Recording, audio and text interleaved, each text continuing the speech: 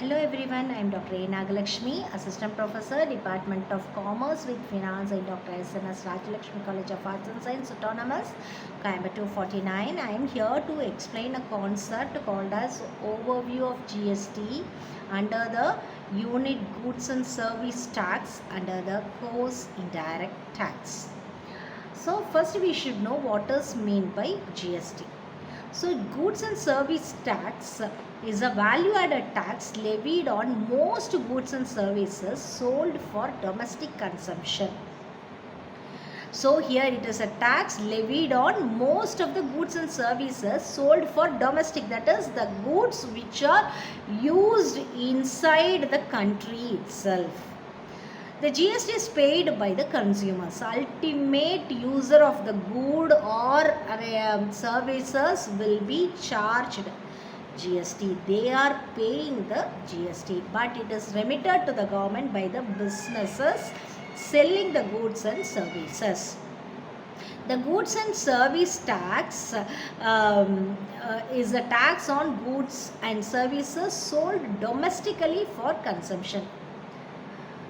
Okay, the tax the tax is included in the final price and paid by the consumers at point of sale and passed to the government by the seller. Now we are going to see the introduction of GST. So GST stands for Goods and Service Tax. It is a type of tax which is introduced in India from July 2017. So GST is a consumption based tax ultimately borne by the end users of a goods or services. If I need to purchase a good, and I have to pay, I am supposed to pay the GST. When I consume that, I have to pay. If I am not consuming, I am not supposed to pay the GST. It is a consumption based tax. Next we are going to see the genesis of GST in India. So the GST was the implementation of GST. The formulation of the rules and regulations, procedures were started in 2000 by the Prime Minister Dr. Atal Bihari Vajpayee government in 2000. So here the state finance ministers formed an MEC, that is the Empowered Committee, to create the structure for GST based on the experience in designing state VAT. Okay, then in 2003 here Vijay L. Kelkar task force is formed in order to take the GST to the next step. In 2004, GST is declared essential to reform Indian tax structure. Again in 2006, GST is proposed for the first time in the Parliament. In 2008, this Empowered Commission finalizes the GST model. Again in 2009, first discussion paper is released for the implementation of GST. In 2010, GST implementation is postponed due to various reasons. In 2011, 115th Constitution Amendment Bill is introduced. In 2012, Standing Committee discusses GST Bill in the Parliament for its implementation. In 2013, Standing Committee tabled the report in Parliament. In 2014, 122nd Constitution Amendment Bill is again introduced. In 2015, GST bill was passed in Lok Sabha.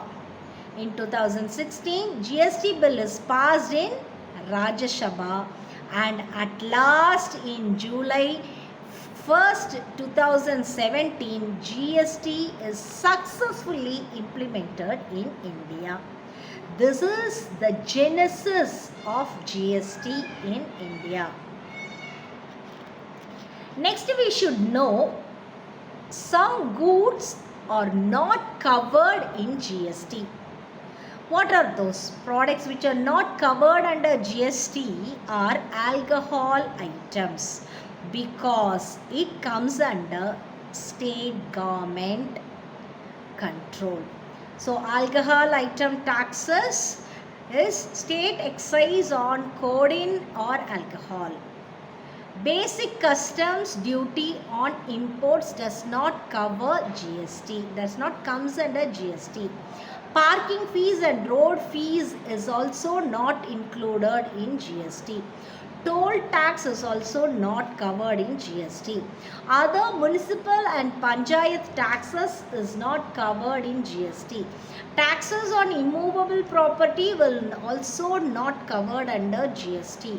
Petroleum and petroleum products, because excise plus sales tax plus GST as decided by the GST Council. Next, tobacco. So tobacco will also be not covered in GST.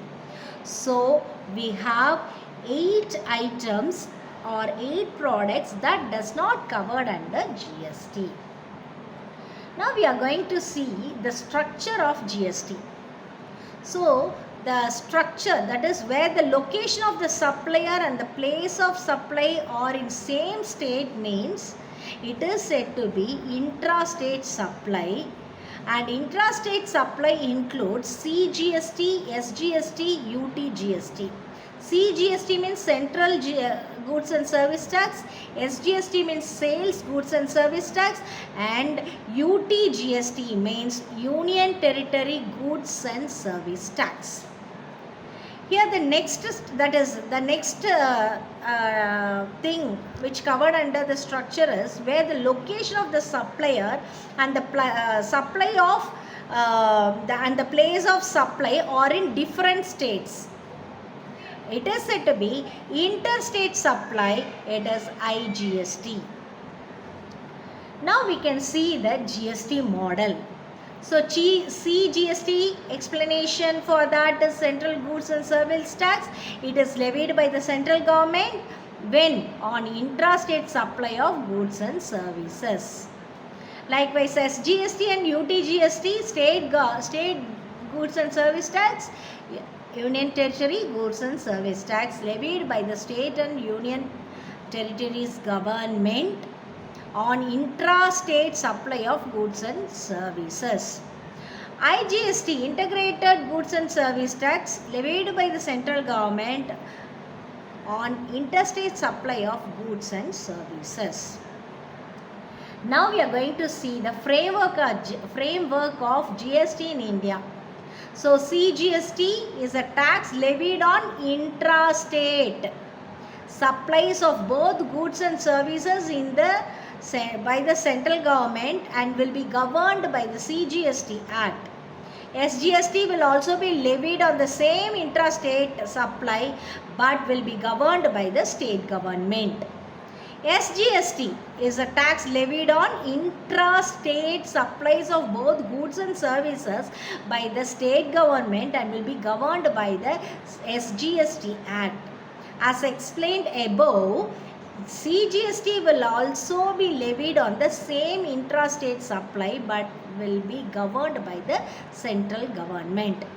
UTGST, it's a Union Territory Goods and Services, is just the way similar to SGST.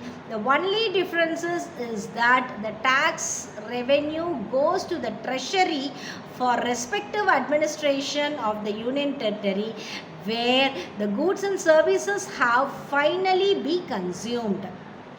There is a key difference between Union Territory and state. The Union Territory directly comes under the supervision of the central government and does not have its own elected government as in case of the states.